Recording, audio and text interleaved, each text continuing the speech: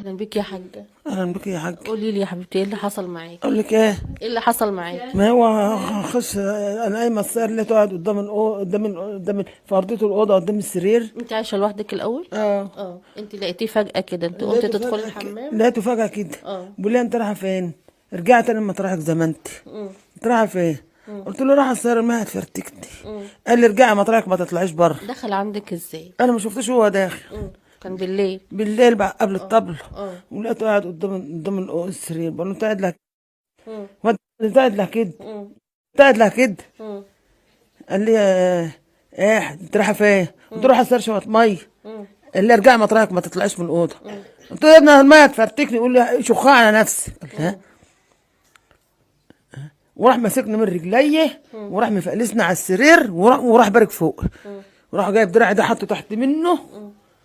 ودراعي دي قال لي فين دراعك التاني؟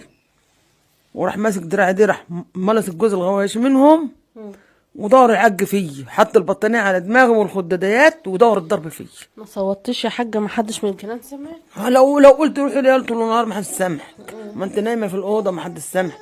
ونور الحمام سرق الدار كلها. وده كان بقى نزل بقى عال زي ما كان بيعز في جاموس. ودور الضرب فيا. ضرب يوجع. خد دهبك؟ دهب وخدوا لحم الغوبشتان وخدوا مني. ودور الضرب فيا زي ما كان بيضرب في جاموس.